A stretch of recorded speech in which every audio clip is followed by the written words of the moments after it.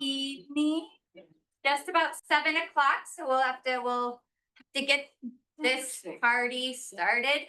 There's some little blip going on. It happens at my computer at work as well. So if you see it go off, don't be alarmed. It seems to be just a little wink on our presentation, and let's hope it remains just a wink in the presentation throughout.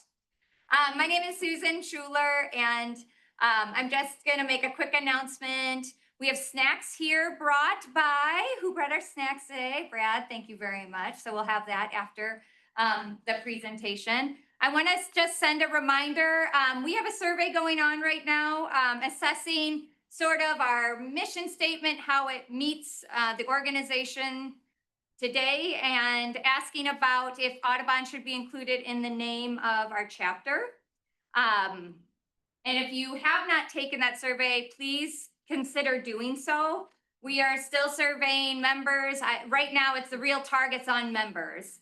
We have received about 40 responses through mail and about 60 online. And so we would love to get as many members giving us feedback as possible. So we have, they're passing that around, and we'll do additional upcoming events after the presentation, but I'll just pass this over to Sarah to introduce our speaker tonight. Thanks. Hello, everybody. My name is Sarah Wood. I'm a grad student at UWSP, working on my master's in environmental education, and I'm on the board, and I have the honor of introducing Eric tonight.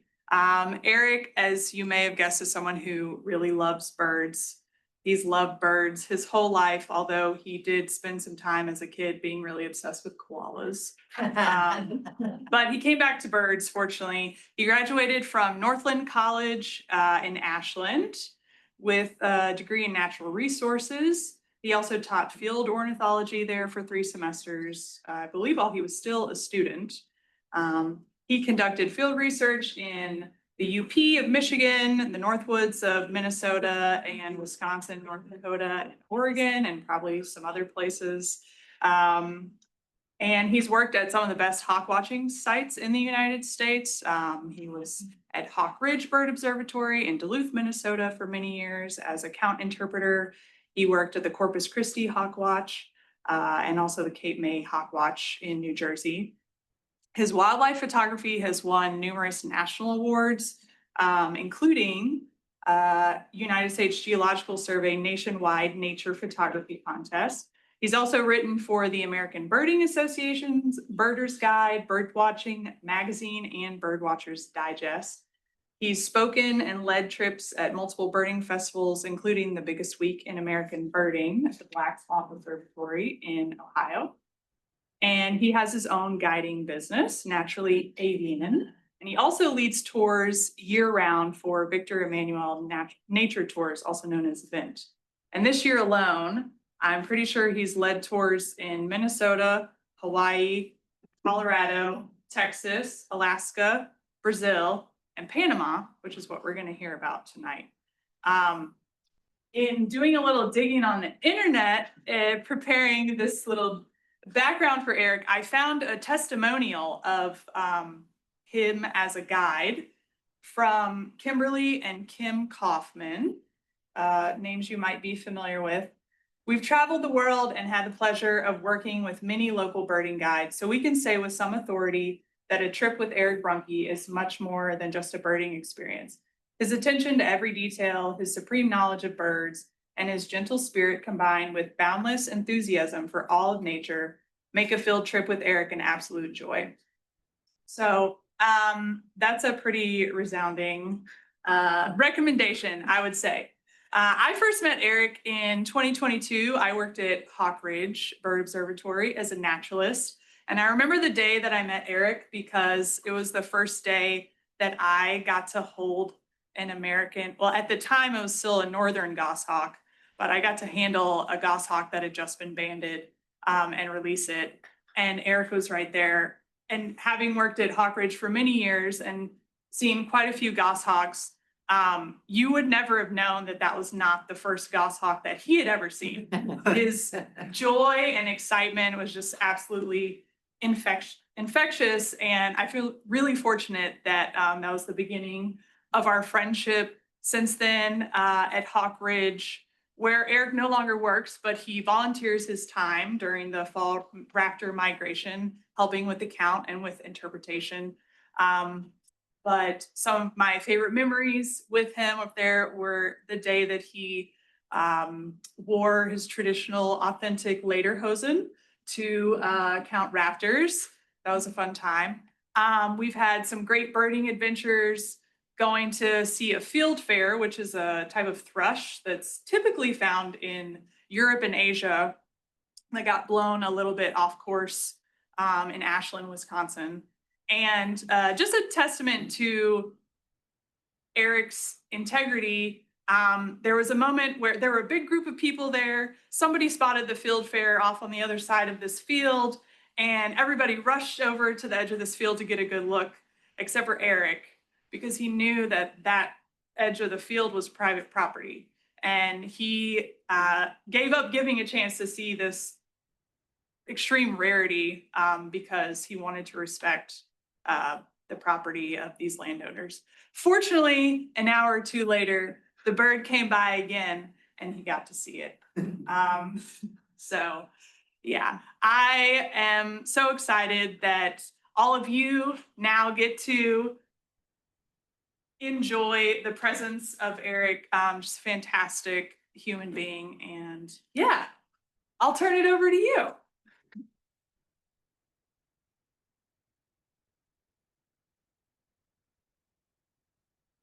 Thank you for the very warm welcome, Sarah, and thank you all for being here this evening. It means so much to have each and every one of you here. Personally, this is my first time getting to connect with many of you. And over the next hour-ish time frame, I'm going to be showing you a little bit about the experience of birding in Panama and what the diversity is like, what the experiences are like. No sunscreen needed. Keeping it nice and cool. One thing I just want to say too, I like your hat, the Panama hat. Very nice, very nice, very festive and appropriate.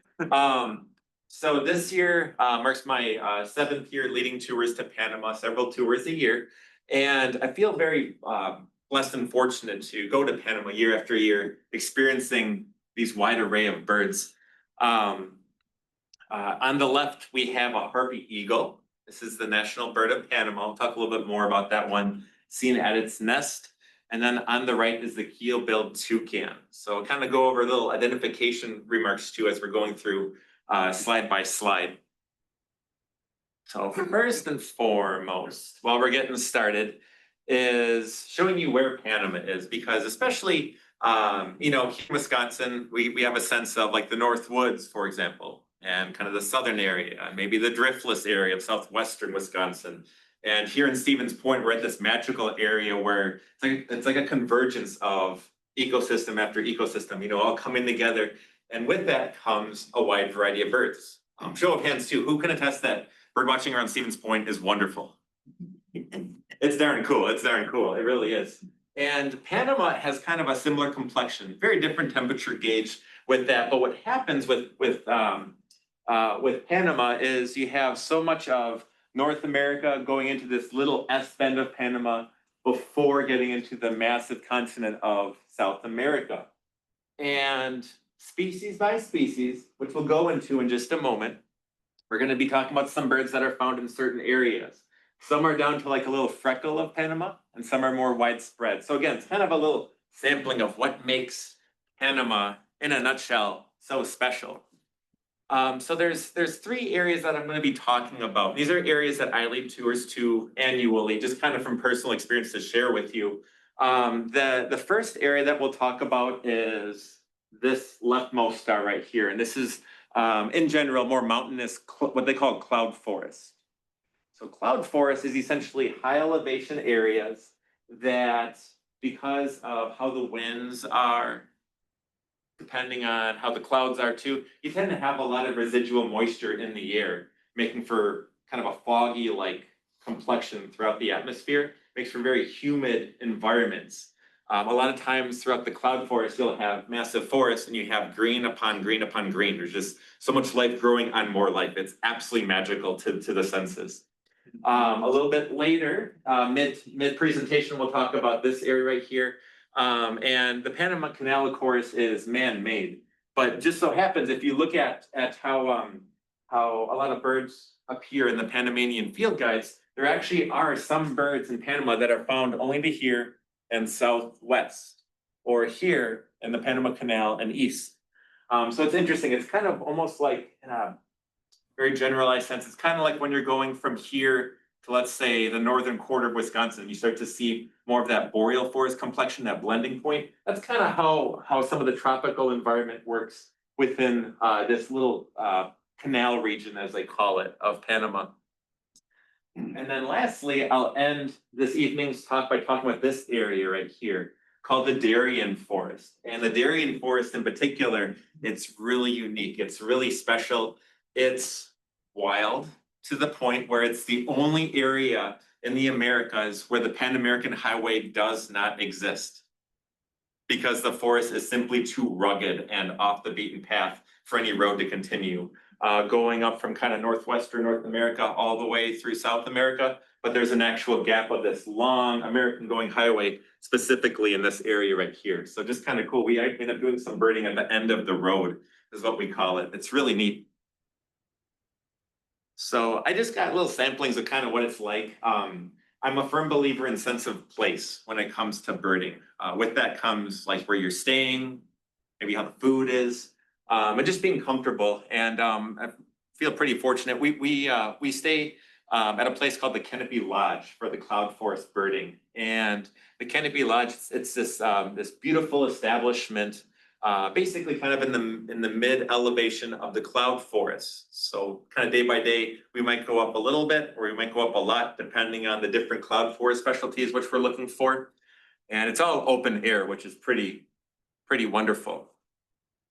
So while we're there, staying there, we'll come across birds like crimson-backed tanager. And these birds, and we're just getting started. This is bird number 1 of our talk. A bird like this, truly, I don't understand how a bird lives with itself when they look like this. This is incredible. Just incredible. This is a male. Females will be a little more kind of a dusky brown hooded complexion, a little bit of a less black backed appearance, and the red is a little more faded, less intense ruby-like. Females also have kind of a more matte colored gray beak. The males, on the other hand, have a chrome-like beak. It actually looks like shiny metal chrome on the bottom. It's a really neat complexion. So this is just one of the birds that happens to visit the bird feeding areas. Again, in our backyards, we have beautiful black-capped chickadees, downy woodpeckers. Every place has its charm. Sometimes at the bird feeding areas, there's these high energy birds that will come in for bananas and cooked rice specifically, called tawny crested tanager. They're super chatty. They make little snapping sounds with their call notes. And in particular, they're an aptly named bird. You can really see, I mean, it's like a little flame on top of their head. Really beautiful in their own way. So some of these birds are flocking, and some of these birds tend to be a little more solitary. This next bird right here, this is a silver-throated tanager in the high elevations. On one of our days when we left the Canopy Lodge, went way up into the cloud forest. They're a high elevation specialist. So these birds right here, it's like a bold lemon yellow color, bright white throat. Depending on the angle, they can get black and green lines or little stripes down their folded wings. And here's some young silver-throated tanagers at a nest that we totally got lucky and found, because when we were out in the field going birding, we were doing the act of bird watching, not glimpse at a bird, identify it, and look away. But we're taking time to appreciate the bird. When you watch the birds, you can appreciate what makes that bird through the behavior, how it moves through the environment. And you may even come across a surprise like finding a nest like this. So something I like to tell everyone too, whenever we're doing like a little field trip together or just kind of experiencing birding with friends, you get so much more out of birding when you watch birds beyond the list, if you know what I mean. So kind of holistic, but it's fun to think about. So these are silver-throated tanagers that we definitely took some time, and it was wonderful to see the adult going back, forth. with little bits of food. One thing I didn't mention at the beginning of my talk too, all the pictures that you're seeing on my slide are my own photos from my experiences. So none of these bird photos are gleaned from other areas. These are gray-headed chachalacas. And chachalacas, if you've ever been to the tropics, or maybe you've experienced South Texas, kind of a thorough sampling of where the United States has some tropical influence of birds. Chachalacas, they're kind of like chickens of the forest with a long tail. They have a lot of personality. They'll cackle at each other. They're also not afraid to go for the bird food that's at the bird feeders. So just kind of imagine being at a bird feeding station and seeing these quite tall, long-tailed birds kind of stumbling over each other as they go in for the fruit. They're really neat to see. All right, now we're getting to some of the birds that have ant in the name. So if you look in a field guide of birds in the true tropics, there's a lot of birds. There's ant vireos, ant shrikes, ant pittas, the list goes on, a lot of ant labeled birds. It gets very complex. And that's one of the things that I find so fun about visiting the tropics year after year is getting to explore birds like this barred ant shrike. Basically, in all regards, the barred ant shrike is thoroughly patterned. It's got horizontal barring, black and white on these males. They also make, it's like a sputtered purring call, a really fast accelerating purring call, very distinct to them, like all birds that have their own vocalizations. Females are going to be more chestnutty overall in color. So females actually have much more color. Males are kind of the tuxedo, black and white edged appearance.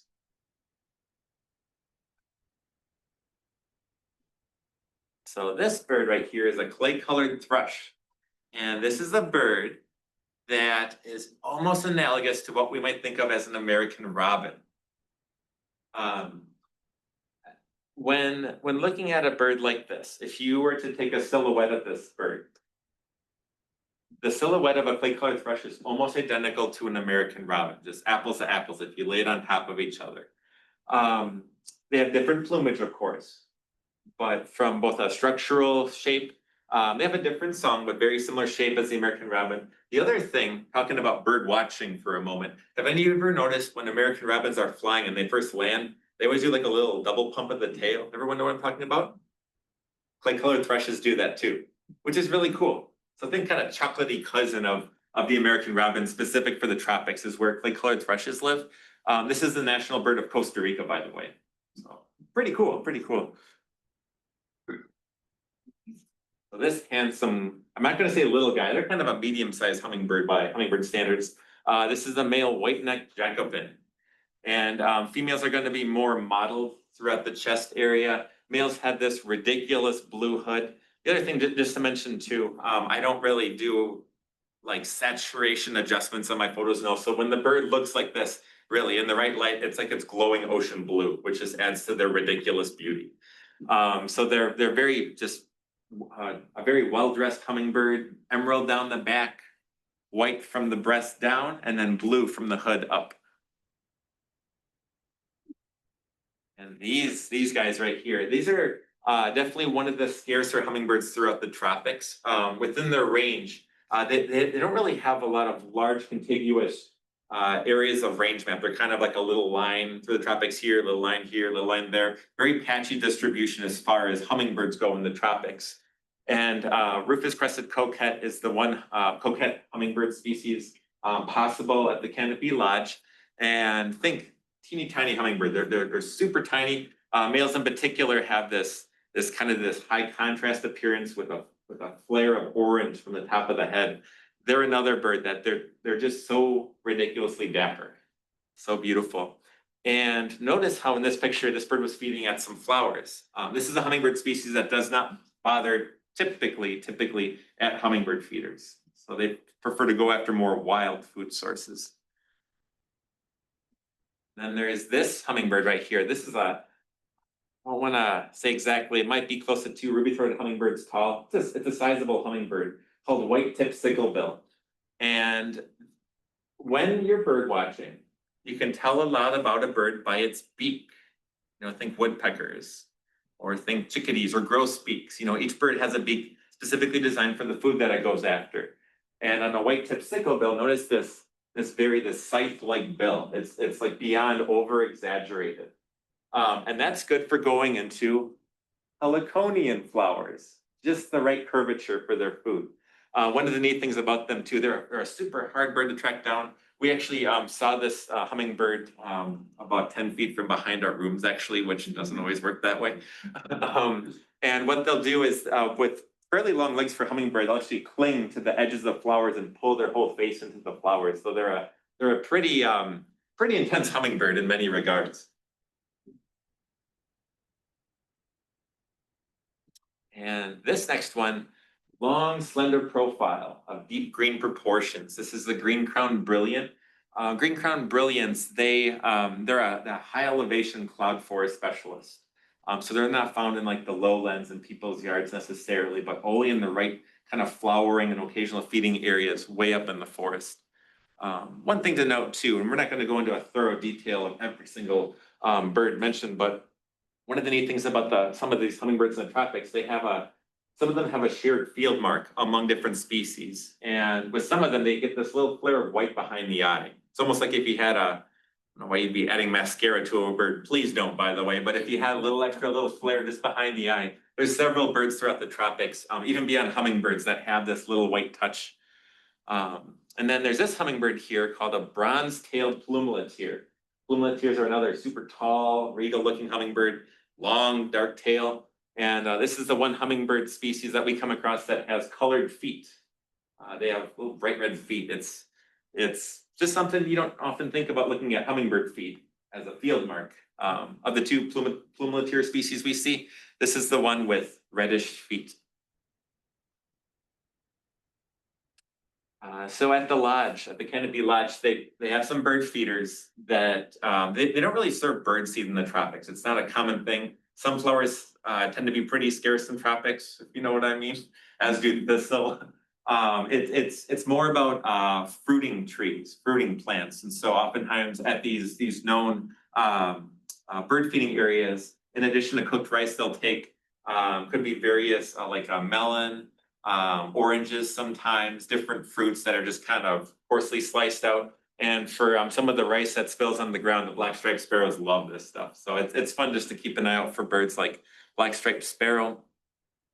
And then just up the road are some spots for tropical screech owl. And these they have a slight, they're more brown tone than our eastern screech owls, a little more brown tone, a little more kind of a vertical etched appearance throughout their front side, and a little more of an abbreviated sputtering sound for their vocalization. We got to hear them. We had a little group text going within our participants, and I made sure it was okay with everyone before, but we had I think it was a 1:30 in the morning tropical screech owl little alert to everyone, and fun to be woken up by these guys. So this is a larger owl called spectacled owl, big-eyed, kind of this masked appearance, really regal complexion overall. The underbelly is like a well-done marshmallow, kind of a bold, dark tan color, if you will. A really striking appearance for the way spectacled owls are. So at one of our lunch spots that we go up in the cloud forest, oftentimes we're kind of on the edge of when it might rain, maybe not. And we were very fortunate to have some clear sky days, and we kind of go like this as we're pulling up because the cloud forest is known, like I said, for high amounts of precipitation. And so while we're walking around, this is what I was talking about, where you literally have green upon green upon green. And it's not just the logs that are decomposing, but it's even these lively trees that'll have the coolest, funkiest orchids just kind of shooting off beyond the bases of bromeliads. And it's a whole immensely complex ecosystem. And I tell everyone, kind of just how I like to go about holistic bird watching. When you're in those moments, just enjoy the sight for a moment while you're sitting in place. Take a super deep breath and just enjoy like the smells, the sounds, the sights. You know, it's a very delightful experience when you really appreciate how an area can be so thoroughly grown in on itself. White hawks. We got lucky. We had two different white hawks This is a pretty large boodio. Boodios are like our red-tailed hawks, for example. Wide-winged, short-tailed appearance. They're often found in more high elevation cloud forests. So they're called white hawk. You have a hawk, got a lot of white on it. White hawk. Yeah, they have a pretty cool tail too. It's a mostly white tail with one black band that runs along the inner part of the tail. So this is from a few years ago. Anpidas in particular are super hard to track down. A lot of times you just don't get to see them when you're in the tropics, but if you know the right spots, you can at least try for them. And this species in particular wasn't even on our radar, and we had this juvenile anpida come kind of running in front of the trail, and we were taken aback, like, I've never seen this thing. We had to look it up actually, and it's a juvenile scaled anpida. And I think on Merlin, I think this is the species in particular, if you look it up, Merlin describes them as a ball on stilts. They truly are just a ball, little skinny legs. So there are several species of anpidas that live throughout the tropics. And while you're in the woods, kind of like the woods here, there's different woodpecker species that move around. Some are larger, some are smaller. There's a woodpecker called red-crowned woodpecker, which is kind of the tropical cousin of our red-bellied woodpecker. I know red-bellied woodpeckers are found in this part of Wisconsin. Sometimes they come to backyards for suet and those kinds of things. When we're out and about in particular, the woodpecker on the right is kind of the tropical cousin of the pileated woodpecker, or pileated, depending on how you say it. Kind of similar complexion overall, a little more modeling down the front, but can everyone see that for this tall regal woodpecker on the right? So that's a lineated woodpecker, meaning lines. And then on the left, this is the only one I've ever seen, but this is a crimson-bellied woodpecker, and it's one of the rarest woodpeckers in the entire tropics. And we got lucky one day and saw the crimson-bellied woodpecker moving around. They're also another quite regal, tall woodpecker. That's a fun thing about birding in general, even in our own backyards. Birding is like a treasure hunt. Does everyone know what I'm talking about? Like, you never know what you're gonna see. And it's fun to go on like a rare bird chase. It's fun to go on these kind of expeditions or for field trips again too, just coming together for experiencing different things, whether it's Jaegerfest or whether it's organized local field trips or anything in between. And I think that's just something that's so immensely fulfilling about when you're birding, coming across maybe what you're expecting to see and maybe learning about surprises on the way too. Like here, this bird right here is called a brown-billed scythebill. And it's a little tricky to show, but with the bird's base of the beak right here, the tip of the beak goes up to here. So again, like the tool scythe, very long proportioned bill. This is the high elevation scythebill that we have a chance of coming across. And basically, when the trees are just laden with lots of green moss, you have little insects that live along them. That's where the scythebills prefer to live. What's the size of it? Say hairy woodpecker size, bigger than downy for sure. Yep. And then there's different species of toucans that are found in the high elevation.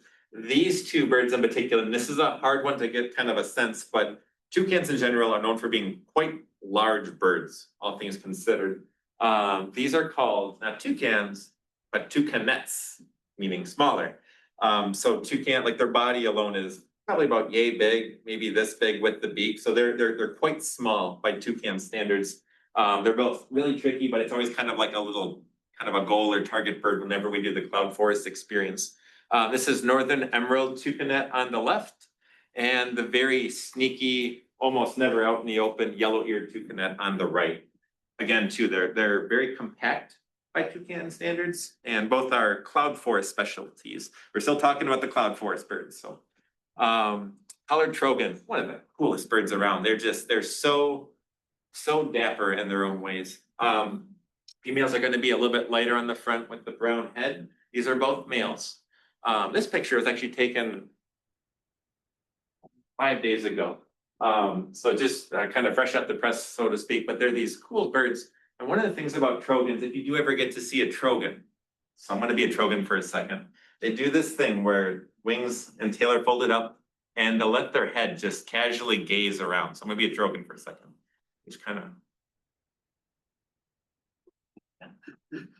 And then about a minute later, they kind of go. It's a really bizarre thing, and it makes them hard to pick out because you have these flashy birds that can be tucked away. And if all that they're moving on a regular basis when they're not feeding is their head, it's hard to see. So they're, for as flashy as they are, they can be very easy to overlook, is what I'm getting at. And motmots, these are also kind of one of the many gem families of birds that a lot of people look for in the tropics. This is actually at a bird feeding spot right at the Canopy Lodge. This is the Rufous motmot. This is the biggest of the motmots, maybe crow size, if you will. Here's broad-billed motmot.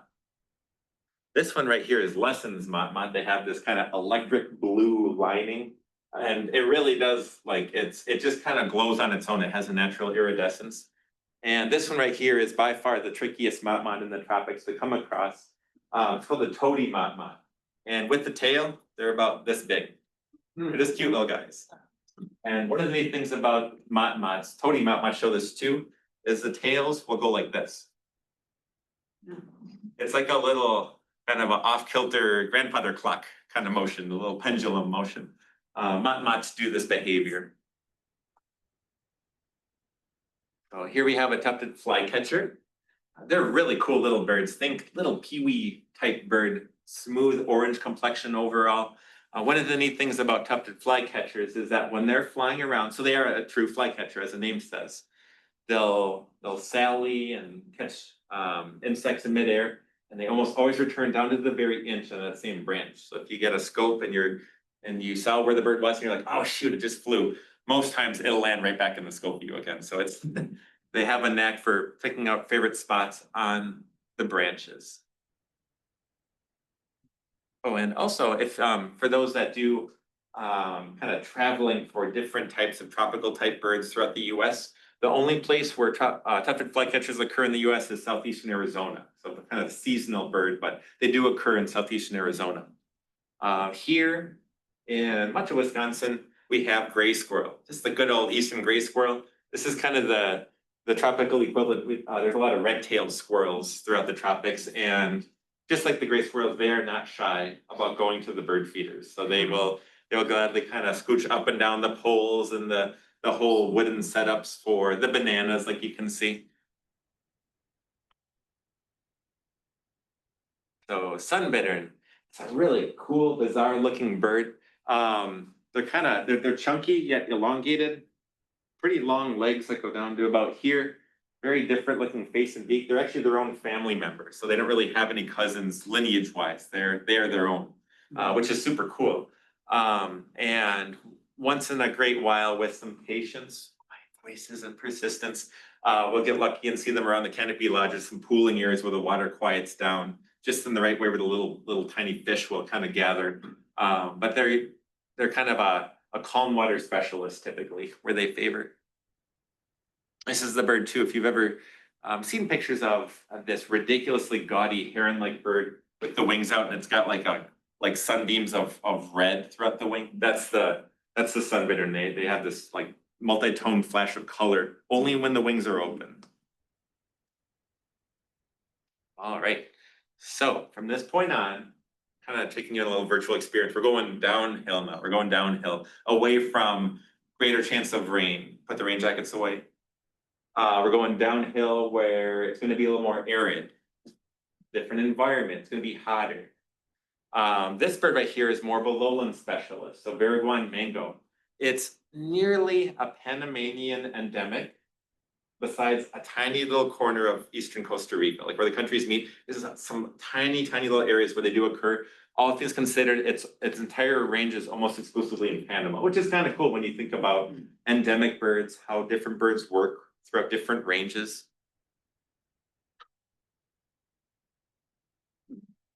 And this bird right here, everyone see the bird first of all.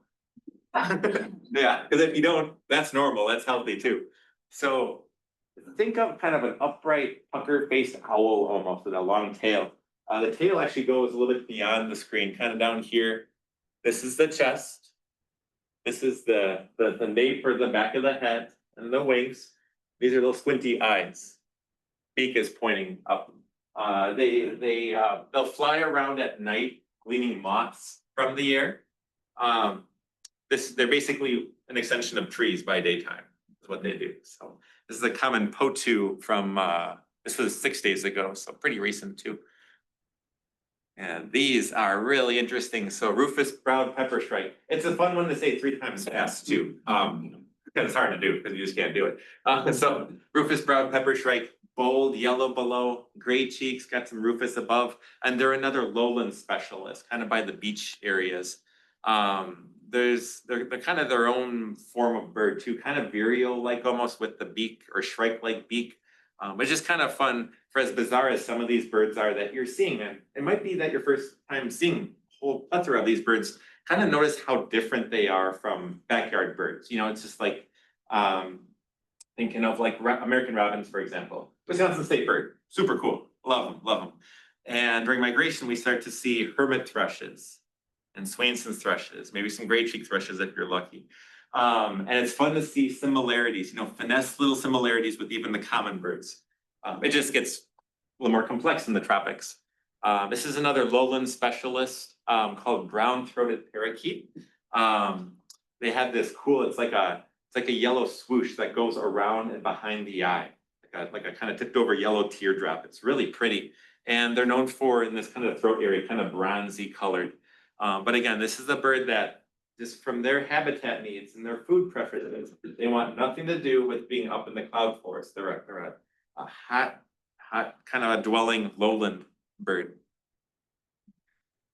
And ferruginous pygmy owl. This is a bird that, like some other smaller owls, it is humanly impossible to not smile when you see a small owl. It just isn't. They're just so wonderful to see. Ferruginous pygmy owls. They're called ferruginous because ferrous, rusty colored ferrous, means iron. And so a lot of their color, it's not just brown, it's like a rusty brown color. They're a neat bird, so they're also quite small, all things considered. They'll hunt by day and they'll hunt by night, so they're pretty ferocious predators as far as going after food that's not much smaller than them. They're a really neat bird. And this is a pretty rare bird, seen in kind of the lowlands sometimes. There's a cousin of our northern bobwhite called crested bobwhite. They have a similar little two-tone whistle, and a bunch of other little spat out soft kind of purring notes too that they give for their call. Kind of the tropical cousin of the northern bobwhite. So we're done with the hot areas. Now we're going to be going into the Panama Canal for just a few slides, just very briefly. But this is part of the view of kind of going through the experience. It's really fascinating too. Like by the hour, there's several ships that are going to and from the middle of the Panama Canal, which I don't know, it's hard to comprehend, even on a map standpoint, until you're really there. Just thinking about these fully loaded ships, I mean, that are truly, it's like several buildings long, just about, and seeing them go back and forth and making this route through this immensely large, wide body of water called the Panama Canal. It's a very busy place. So around the Panama Canal, keep in mind, it's a relatively narrow area of Panama. You have ocean on both sides. So around there, you get birds like brown pelicans and magnificent frigate birds that are flying around. So it's neat to see kind of ocean type birds among that large waterway. So lastly, we're going into the Darien Forest. And the Darien Forest, again, this is Eastern Panama, the rightmost star that I showed earlier. And the Darien Forest it's unique in that we talked earlier about how it doesn't have a road going through it. It truly is just, you can't build a road through it. It's too wild, it's too remote, just not possible. And the areas that we go birding, including around these really cushy tents where we stay, there's some regional endemics that are only found in Eastern Panama, Northwestern Colombia, but nowhere else in the entire tropics. So down to, we're talking very small range maps. It's pretty neat. So this is where we kind of rough it. It's very cushy tents for the canopy camp experience.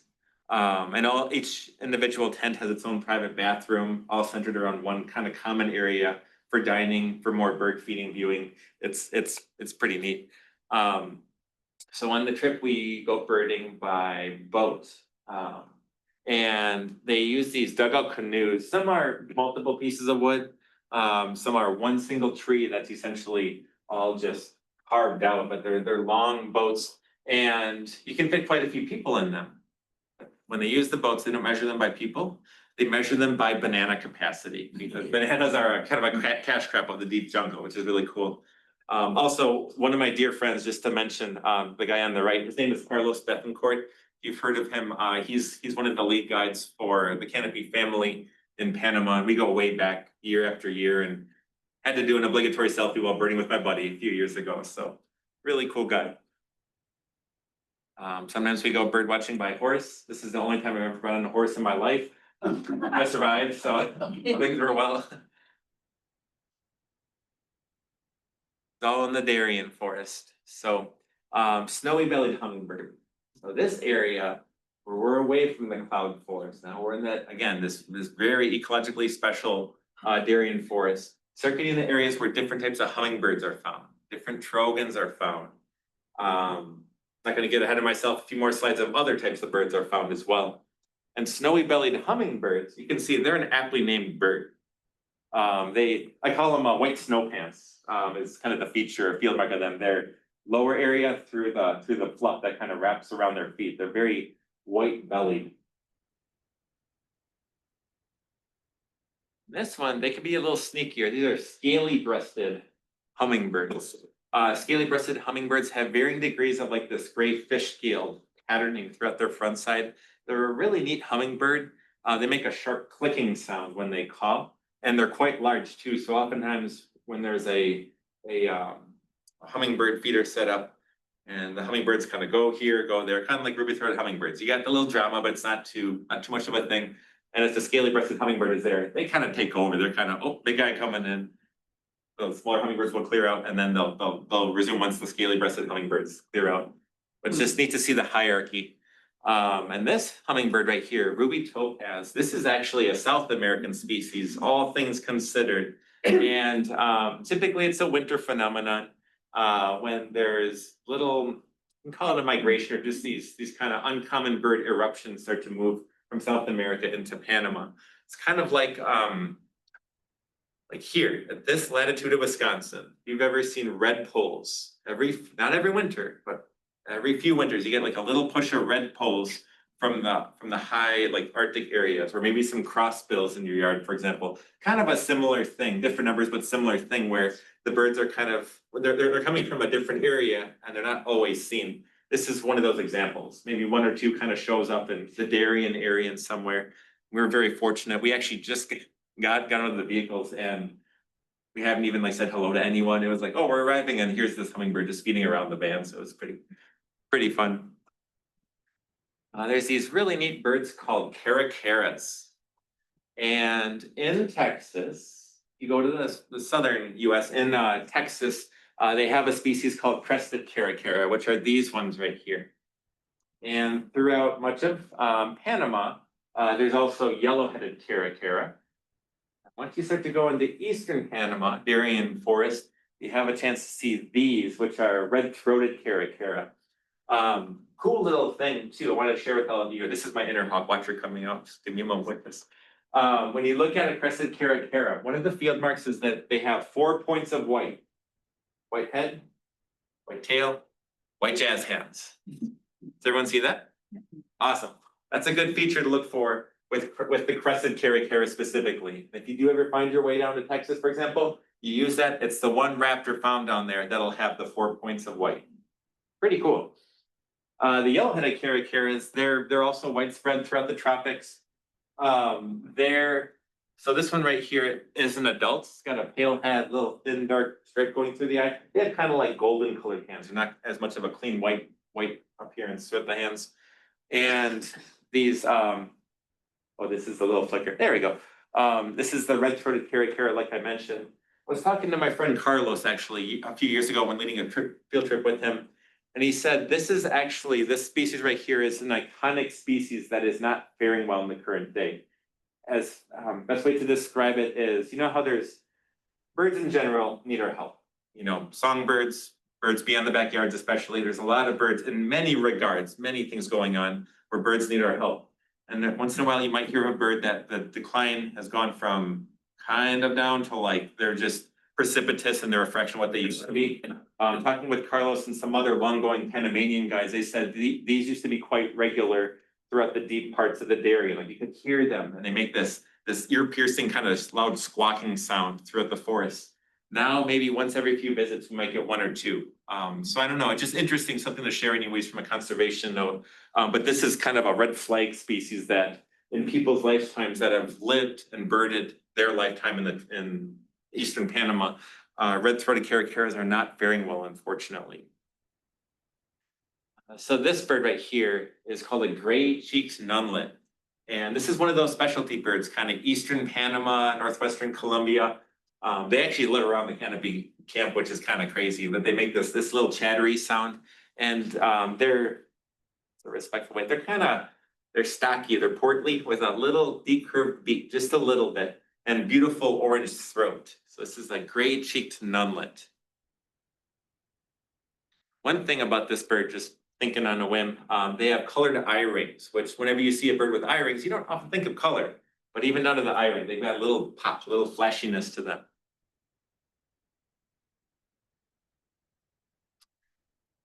So in the tropics, there's various macaw species that are moving around. And macaws in general, many of them are not faring well. And it's definitely connected to the pet trade.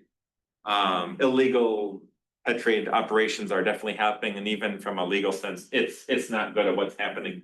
And I can't express enough from the heart, it is magical to see macaws flying overhead when it's like, here goes a flock of them just going over, because they're not contained, you know, they're like any other bird, you know, free, wild roaming birds. They're a hard bird to track down, but when it happens, it brings tears to your eyes. It's so cool. These are chestnut-fronted macaws, and then these are blue and yellow macaws. By the way, if you do look in a tropical field guide of all the birds, the crazy array of birds of this and hundreds more that occur in the tropics, and you ever hear of a bird with front in the name, the front doesn't refer to the chest or this area. Typically the front refers to the front of the forehead or the upper part of the forehead. Golden-fronted woodpecker in the southern US, for example, they have like kind of a bright yellow little eyebrow area up here. Several other birds that we haven't talked about yet that have front. Just something to note. You hear of a bird with front in the name, typically refers to the eyebrow area or the front of the crown right there. Because when a bird is flying, that's the front.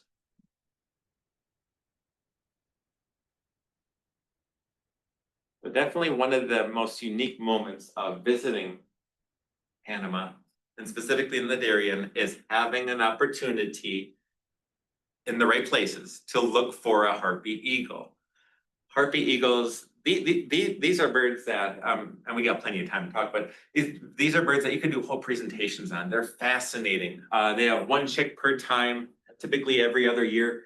They're bigger than our bald eagles. Their prey selection for the young varies depending on the age of the young.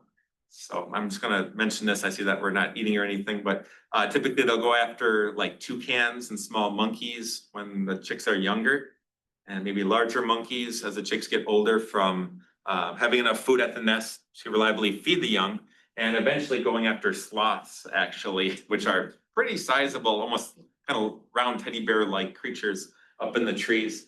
So they have a very interesting diet. Here's an adult harpy eagle, again, national bird of Panama, which makes it just kind of intimately special in its own way. And here's a little fuzzy-headed harpy eagle chick. And on a different experience, here's one. It was so young, it didn't even have the crest forming yet. It was truly like a little white muppet almost with the little black head. And all these were just to mention too. There's nesting areas that we visit for viewing them at a fully respectful distance. There's actually signs in both Spanish and English that say no flash photography, keep everything down. And so these are like full zoom, fully cropped at a full respectful distance without ever infringing on the bird's well-being. So again, one thing to note about harpy eagles too, and hard to describe through words, but if you look down here, their business end is not like little tiny curved talons. They have massive talons too for the business end. They're just an impressive bird in many regards. And as far as Panama goes, I think I mentioned this earlier, but they do not occur in Western or Central Panama. As far as Panama goes, they are only found in the Darien forest. And then into like the Amazon forest of South America. So a cousin of the harpy eagle, this is actually a rarer, lower population of the harpy, cousin of the harpy. It's called a crested eagle. And I've talked to fellow guides that have been leading trips in Panama, and they say you never see them. You're never supposed to see them. The first visit to Panama, we saw one, and then the next trip we saw one with a chick, and it got kind of weird. Basically, I don't know if it's a karma thing or whatever. But anyways, but these are crested eagles, which are even rarer than the harpy eagles, and they're also a very upright, regal, powerful bird. They come in both the light morph and the dark morph. And this right here is a juvenile crested eagle that we were walking through the woods, and we had this pale profiled eagle come almost kind of crashing in above us. We were totally honed in on just walking forwards. We look up like, oh my gosh, this is an eagle. And then we realized that there was a young crested eagle that was checking us out as we were totally unaware, just burning down the trail. So again, it's that treasure hunt. You never know what you're gonna find. So manakins do not occur in North America. They're these super cool little birds. They kind of look like an overstuffed golf ball. If you look at the profile, they're just round in all regards. The tail on most of them is very stout, very short tail. This is a golden collared manakin, one of the more common manakins of the eastern half of Panama. Some manakins, depending on the species, they like red cap manakin, they might do a little Michael Jackson moonwalk where they kind of move their feet back and forth really fast while they're backing up. Some birds will jump in the air and actually smack little wingtips. It sounds like a little whip cracking sound. So each manakin species does its own display to show off for the ladies is what they do. So this is golden collared manakin. Another cool bird that only spot where they occur in all of Panama is in the Darien, like the heart of the Darien. These crazy looking birds, kind of funky in their own way. They're called black-capped donicobius. In a range map, these are basically South American. There's one little area of all of Panama where they occur. And it's a little tiny nub of the Darien forest in eastern Panama. They're also their own family. And as you can see too, they're a different looking bird altogether. When I took this photo, they were in the process of doing a portrait display. What they do is they'll sit next to each other intentionally, and one bird swells, they make this yelping sound. Other one goes, and they'll do this for like 10 seconds at a time, then they'll kind of refrain. And then it's really cool and really bizarre. These are black-capped donicobius. This is another bird, kind of Colombia, northwestern South America. They're not really supposed to be in Panama, but these show up in the Darien sometimes. So again, kind of an eastern Panamanian species called the bicolored wren. If you've ever been to the southwest and come across cactus wren, it's a overly stuffed, huge wren, kind of like this, but very different coloration and pattern overall. This is bicolored wren, basically referring to the dark above, white below.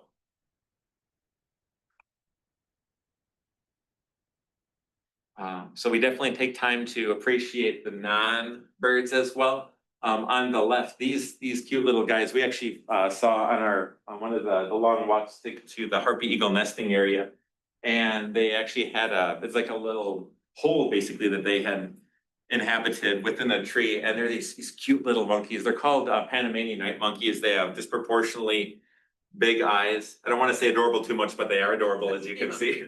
And they typically come out at night. And then on the right, these are mostly central and eastern Panama. The howler monkeys, and they make this thunderous yelping sound that goes on for long periods of time. They'll do it in the mornings, and it sounds like there's just someone growling from the treetops, and it's just mental howler monkeys communicating back and forth.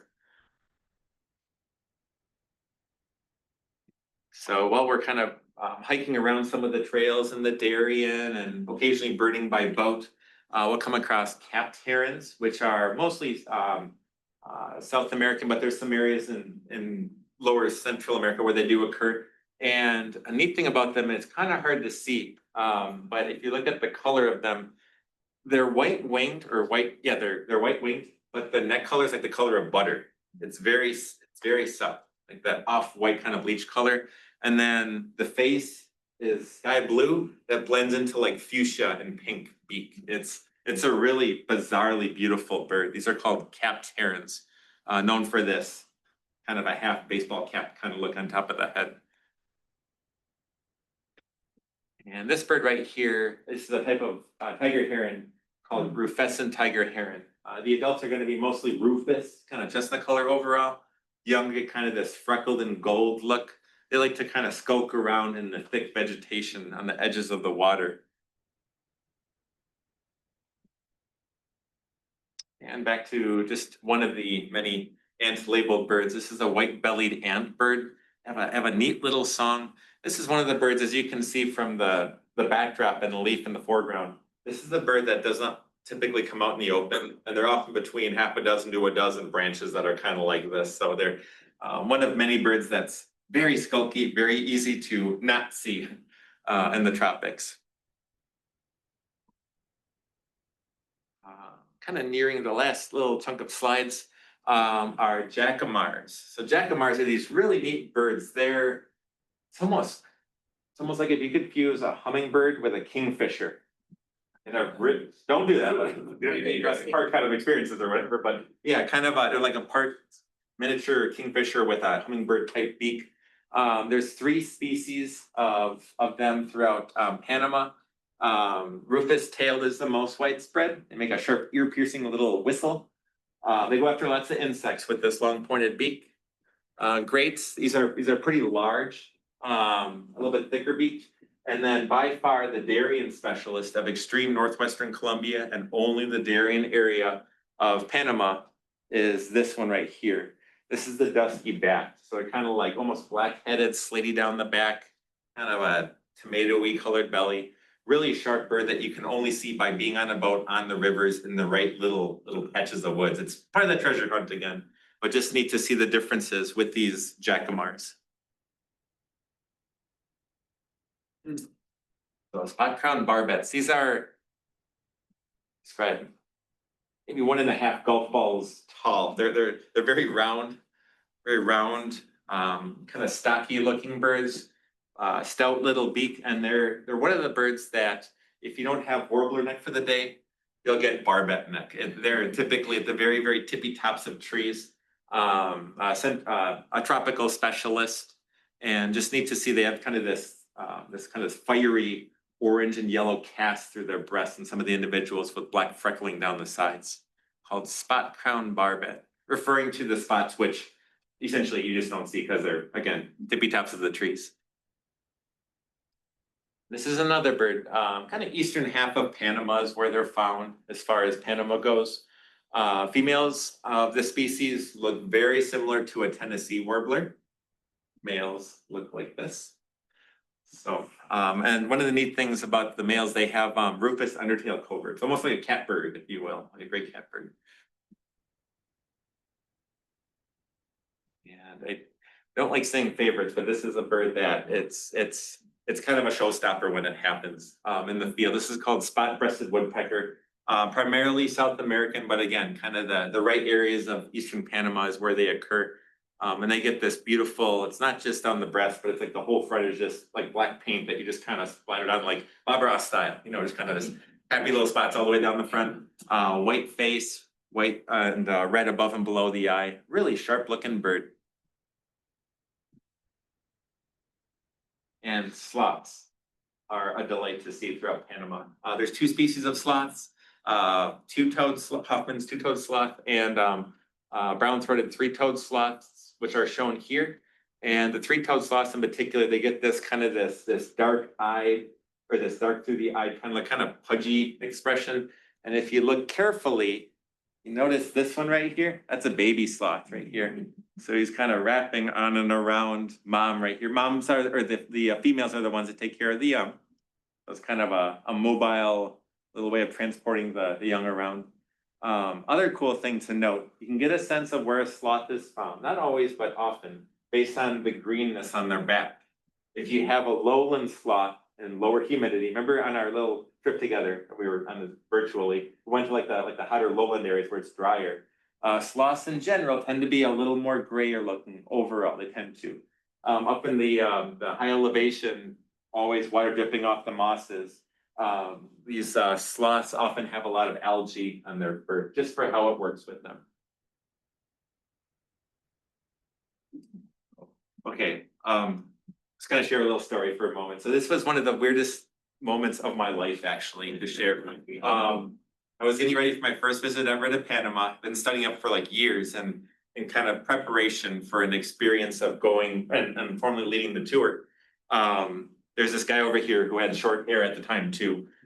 He was just kind of learning the ropes of Panama birds and walking around, and we had seen a sloth off to the side, and the sloth was climbing down the tree. So we thought we need to take a step back, give the sloth some space. Oftentimes they're coming down because they got to use the restroom. I typically do that once a week, and then go back up a tree and go to where it's safe again.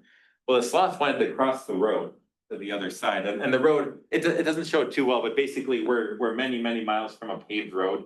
It's just like a little dirt trail essentially, where once an hour a truck might come through or something.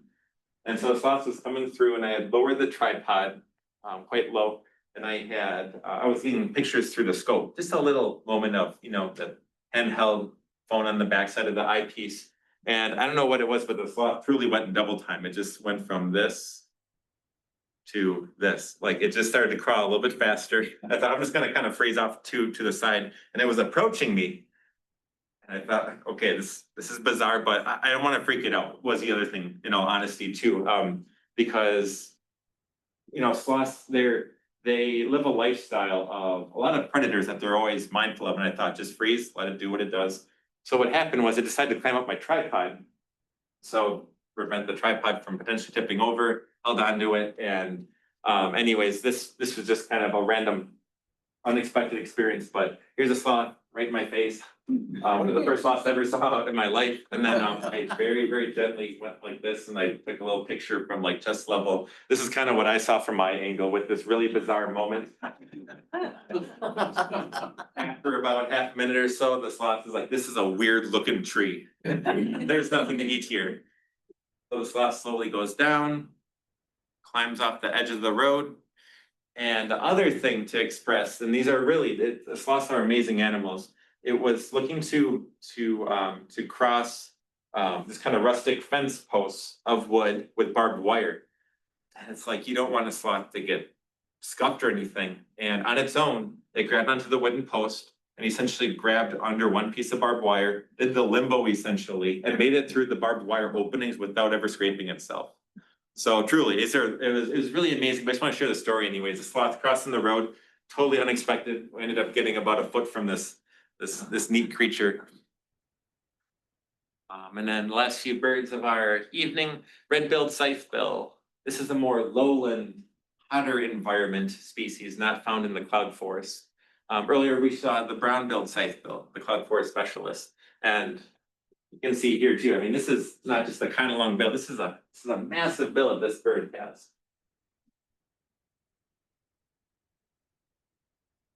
And then we also come across some other creatures like snakes.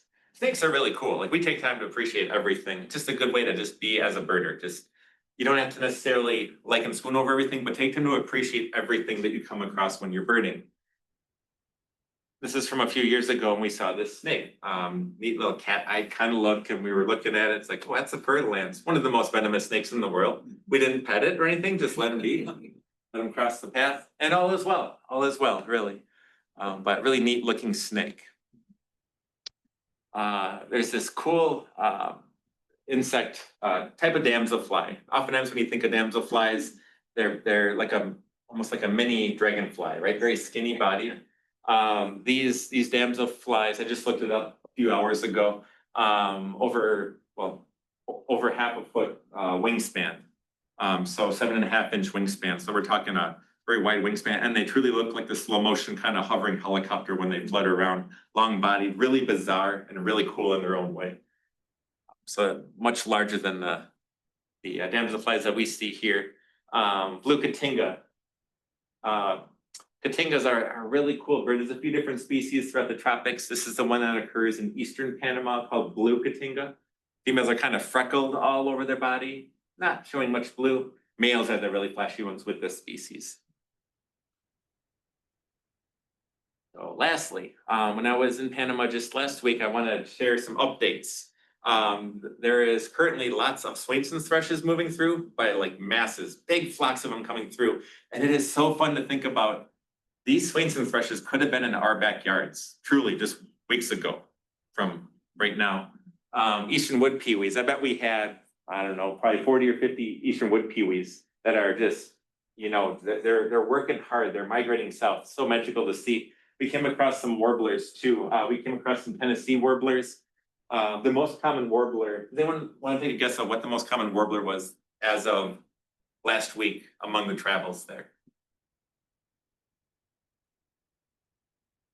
Any guesses at all? Just kind of random guesses. Yellow.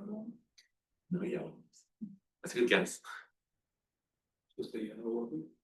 We did see some yellow warblers, yeah. Yeah. We did see some Canadas. They're moving through too. We did see some chestnut-sided. They're moving through too. Yeah. I'm on repeat right now. Yeah. Give you a hint. It's the males are known for being very orangey. Start. Blackburnian, yeah. Lots of Blackburnians. Like we had, I think, 3 or 4 in one tree, and it's so cool again, and kind of a almost spiritual kind of way to be like, here are these birds that they're coming from the boreal forest or the north woods anyways, and here they are. They've crossed Wisconsin into Illinois, and they're going south and south and south across all these different areas, different terrain that's not even part of their living environment, but it's part of their where they need to go for the wintering months. And with that being said too, when you're looking at helping birds, because we all want to help birds, right? That is an absolute given, especially in the current day. It only makes sense to help birds as best we can. Do not underestimate the value and importance of your backyard and the changes and help you can make for the birds that are passing through. And I'm seeing this as a guy with a little apartment and a very little yard. If you decide to plant a few native plants in your yard, you're part of a migratory corridor that's helping birds maybe find some rest, find some shelter, find some food, and all these things. I just want to do a little plug. I always like to do a plug about this kind of stuff. You can make a bigger difference than you realize. Even if the birds aren't nesting in your yard, you can at least help birds in migration. And when we start doing it as neighbors, we've made a difference. Tell your neighbors, regardless of what they think of birds and all, just start spreading the word a little bit. We can make a bigger difference than a lot of us realize by working on our own backyards and doing little steps. So makes a difference. Raptors are coming through too. Lots of broadwing hawks and Swainson's hawks. Big numbers of them are migrating through the area for this part of October. And one little finale slide, a sloth with a baby sloth for good measure. And just want to say too, you know, we read different books, different experiences, different field guides. We talk to different people in our lives.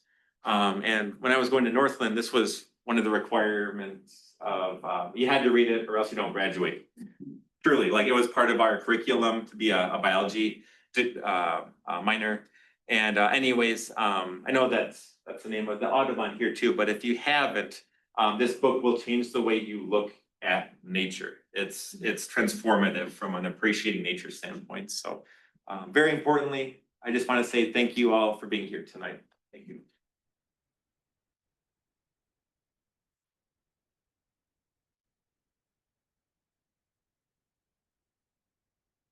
Questions? So, Eric, you said you were in Panama. You were physically there just like 5 days ago? Yeah. Or Yeah, I flew back. I arrived very late Sunday night back to the States. Yeah. how long were you there for? Like, were you leading a trip or were you just? I was leading a trip. Yeah. I was there for 1 week. 1 week. Tell us about your trips. Oh, You got some tankers here. oh yeah, was I? Okay, so So the company I work for is called Victor Emmanuel Nature Tours. I lead tours throughout Alaska, Hawaii. Is that okay if I talk about this? Yeah. Just making sure, being courteous of, yeah. I lead, let's see here, back-to-back Panama tours every January, the camp and the lodge. I lead, in Duluth, Minnesota, where I live, there's a winter trip for like owls and kind of winter finches. Hawaii after that, where we cover 3 different islands in the spring. Do Colorado, there's a big, long travel grouse and chicken and ptarmigan run that we do in April. High Island, which is like one of the biggest migration concentrations in the country in East Texas, I lead. And then after that, there's a summer Minnesota trip for great gray owls, Connecticut warblers. I think we had 20 species of breeding warblers there last year. Back-to-back Alaska tours every June. And then later in summer, I lead back-to-back trips to Brazil. A place called Iguazu Falls, which is it's like one of the wonders of the world. Basically, it's like Niagara Falls in a more interconnected line. And how we do our trips is in the Iguazu Falls National Park. Most visitors there, they stay outside of the national park. You got to get checked in at like a mid-morning hour and it's just limited birding opportunities. We stay at the one hotel in the national park and it happens to overlook the falls. When you fall asleep at night, you hear the roar of the falls and it's pretty magical. So that's what I do, yeah, throughout the year, yeah. That's your full, It's that's your kinda- employment. Yeah, I've done 15. Victor Emmanuel Nature Tours.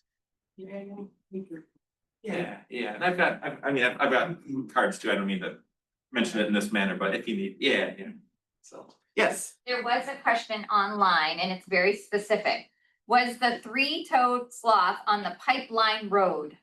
That one was not in the Pipeline Road. That's a wonderful question, by I'm the glad way. you knew what that means. Yeah, Pipeline Road, so I'm trying to think, I've been through Stevens Point many times over the years, but I haven't birded here all that much.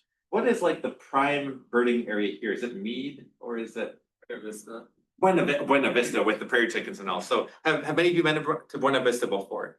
Okay, and from a casual note, if you say, are you going to Buena Vista? That means that you're going to the prime area for birding. In central Panama, there's a legendary road that has kind of an old pipeline going through it in like rugged jungle where it has superficially high diversity. And that person was asking, did you happen to see the sloth on this magical corridor of woods? Kind of like the Buena Vista of the Panama, if you will. Yeah. And that was from a different area called Las Minas from the Canopy Lodge. That person was wondering, so.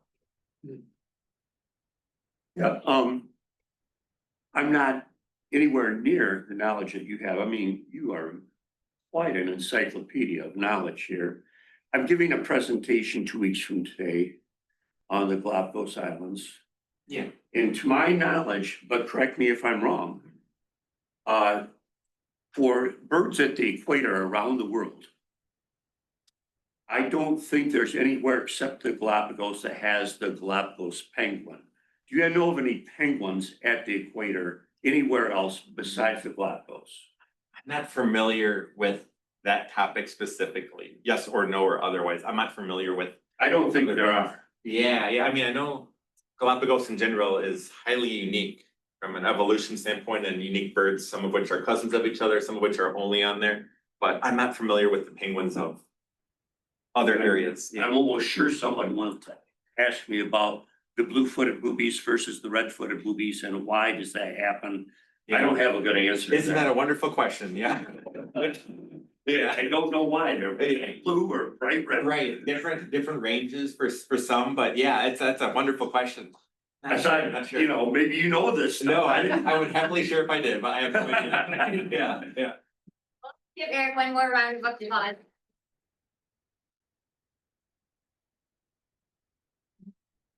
All right, that was amazing.